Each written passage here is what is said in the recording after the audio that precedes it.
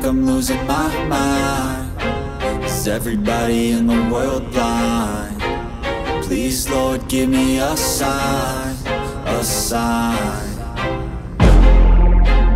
I feel like I'm losing my mind. Is everybody in the world blind? Please, Lord, give me a sign, a sign.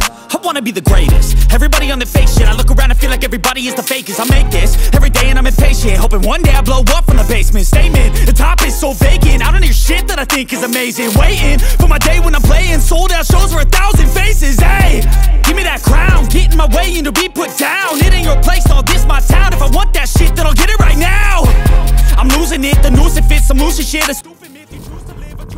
So yun nga guys, no?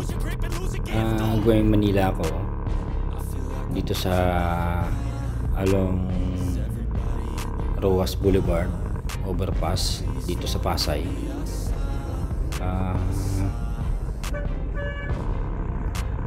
Medyo heavy ang traffic, kaya medyo dandahan lang takbo. Ito, kita nyo malalaki yung mga truck, ang daming sasakyan.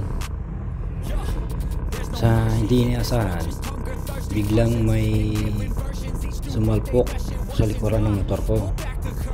Nilingon ko, yun pala, nabangga ako ng nakamotor sa likuran ko. Sinalpok ako ng nakamotor. Ayan, tapos sabi ko, saglit lang kuya. Bumaba ako ng motor upang tingnan kung may damage ang motor ko.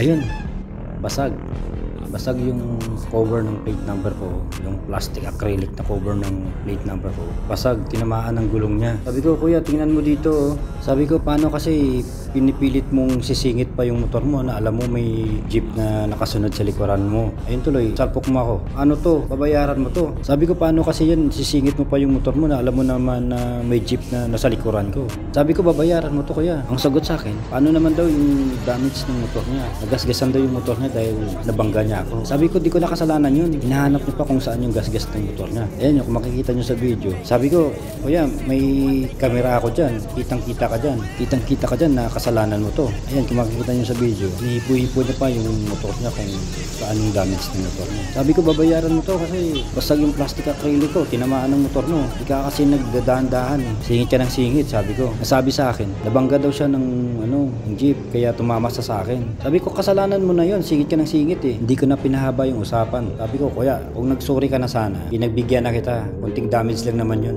Sino ba naman ako? Alam ko naman na sigrasya ang nangyari. Pero sana, marunong kang tumanggap ng pagkakamali mo. Kaysa pa, nagmamadali ako. Kailangan ko kasi maabutan yung store na pupuntahan ko. Baka masaran ako.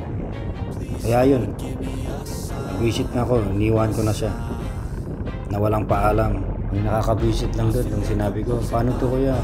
Bayaran mo to. Sagot sa akin, paano naman daw yung damage ng motor niya? Walang hiyang ito. Kasalanan mo yun eh.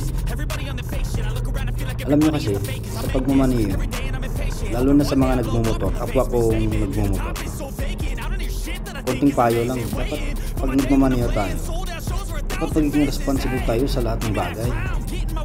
Hindi yung parang palagi tayong nagmamadali, singit ng singit. Kaya nababadsagan tuloy tayo ng mga kamote rider dahil sa mga katulad ninyo eh. Alam niyo minsan kahit anong ingat mo sa pagmamaniyo, kung yung iba walang pakialam, madadamay ka na lang eh. Malas mo lang kung yung tinamaan mo o nabangga mo, nabundol mo, mamamahaling kotse, mamahaling motor. Iya ka na lang pag siningil ka dyan, mas mahal pa yun sa motor mo. Kaya sa susunod, huwag singit ng singit. Kung sumingit man, siguraduhin na ligtas, safe, wala kang mababangga, hindi ka mababangga. Pero alam nyo, may twist dito sa pangyayaring ito eh. Kapag binalikan nyo yung video, itong sumingit din sa akin na movie rider, pag tingnan nyo yung klaseng pagmamaniyo niya, singit din siya ng singit eh. Gusto pa akong ikat, kaya ako napapreno dahil ikakat niya ako, galing na sa likuran ko, gustong ikat ako, dumiretso, pero hindi siya makakalusot kasi traffic nga. Kaya napapreno ako, kaya tuloy yung sa likuran ko sumalpok sa likuran ko din. Nako, talaga naman Mga kamote sa daan, dapat sa inyo, mga mote na lang. Dapat sa inyo, magbungkal na lang ng kamote, huwag na magmamaneho sa kalsada. Kung ganyang klaseng pagmamaneho nyo, makakadamay kayo ng iba. So hanggang dyan na lang mga kasama. Salamat po sa Diyos sa pag-iingat niya sa atin sa araw-araw. Bye-bye. So guys, ito yung tama nyo. Ayan, tingnan mo, nakatupik pa.